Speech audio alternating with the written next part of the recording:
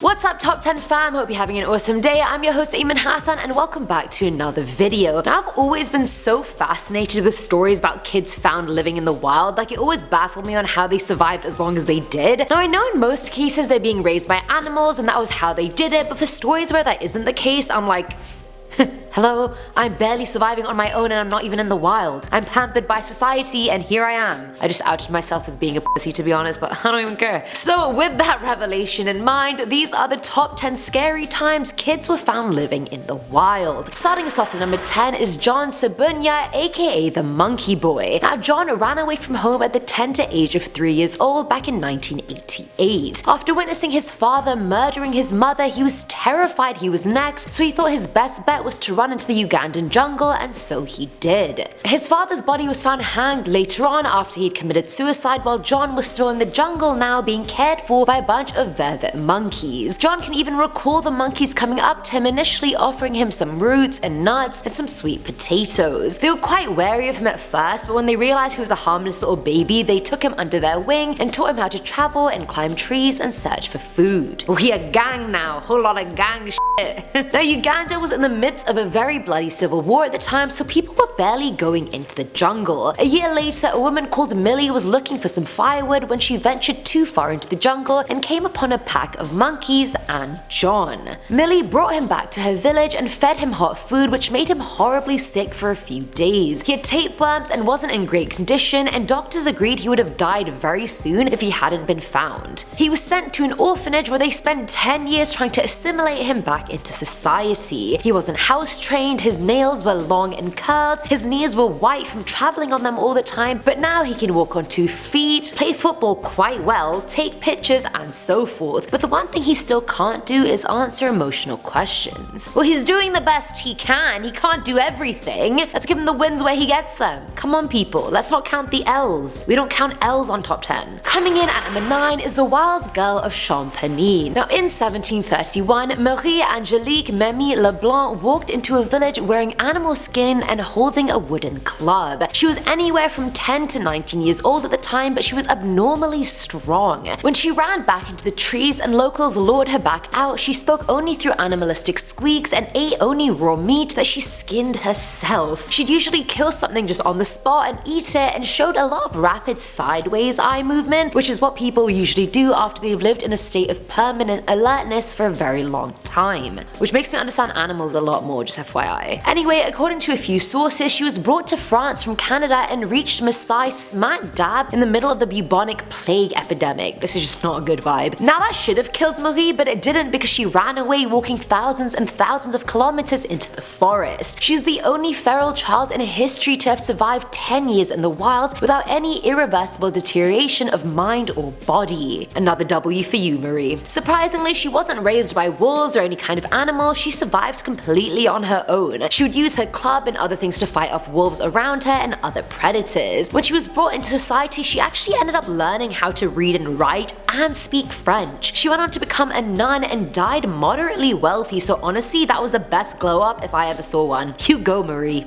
You tell him. You tell them, other feral kids. At number 8 we have Dina Sanichar. The year was 1872, the location was the jungle of Uttar Pradesh. A group of hunters were going through the jungle when they stopped for a pack of running wolves, but the last wolf was strange. Strange because it was a small child running on all fours. As their curiosity was piqued by this, they set a fire at the cave the pack was at and smoked them out, killing all of them but the child. Which firstly is heartbreaking. You can't just kill the pack because you want the kid. Like, they helped raise him, they protected him and helped him survive. Either way, after they captured him, they took him to a mission-run orphanage where he was baptized and given the name Sanichar. Now Father Erhard, the missionary who ran the place, said the boy was crazy a lot of the time but would show signs of being able to judge things. Now he only ate meat and would always sharpen his teeth on bones. He wasn't mute, but he still couldn't talk, instead making animal noises to communicate. He didn't really bond or care about anyone except another feral child that was brought into the orphanage. They became very attached and Sanichar was really protective of him, even teaching him things like drinking out of a cup and whatnot. And I think it's the fact that both of them spent their formative years in the animal kingdom or with animals in the wild, so it was easy for them to relate to animals, aka each other, than actual humans. He spent the rest of his short life at the orphanage, and despite being there for 20 years, he didn't become any more human.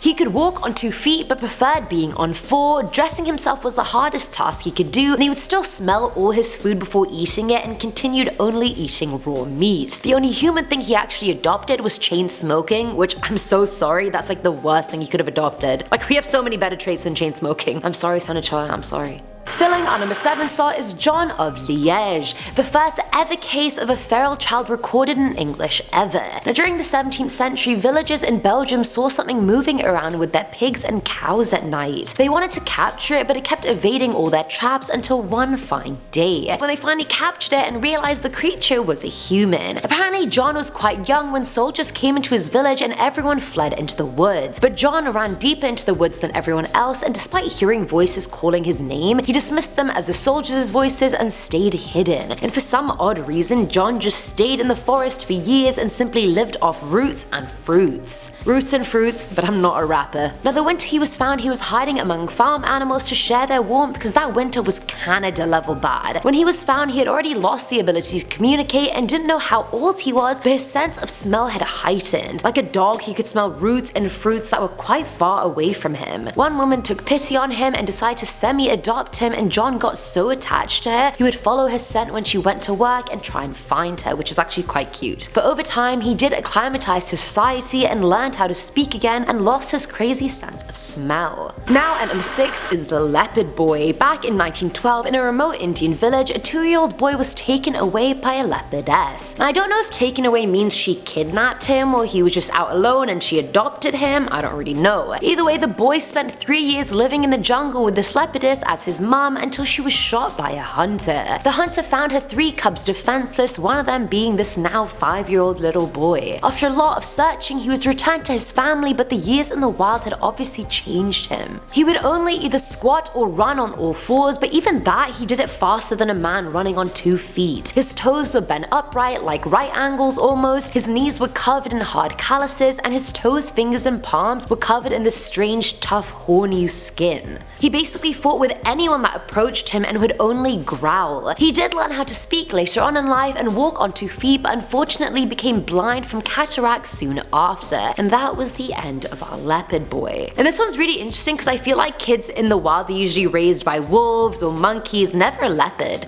I love it. Gotta love a good leopard. I just like felines in general. You guys know this. I'm a cat lady, I'm a Leo, I'm just feline all over. Coming in at number 5 is Peter the Wild Boy, short and to the point. I like it. Now, originally from Hanover, Peter was found in the woods near Hamelin back in 1725. We literally know nothing about Peter. We have no idea who his parents are or where he came from, no idea how long he was living in the woods for. All we know is that he survived by eating flora, he walked on all 4s, and it was impossible to teach him how to speak. I've basically given you Peter's life story at this point. Now, he was found in the forest by a group of hunters led by George I, whose daughter-in-law, the Princess of Wales, wanted him to be transported back to Britain. So off Peter went to Britain, where the princess tried her best to get him doctors and teachers to educate him. But alas, that failed. After that, the princess got over her new plaything and he was put under the care of one of the queen's bedchamber women, and then to someone else after she died, and so forth. In the summer of 1751, Peter actually escaped from the farm he was living on, and it was only months later he was actually found. A parish caught fire, and there was one inmate that gained a lot of attention for letting out animal sounds and seeming orangutan-ish, and obviously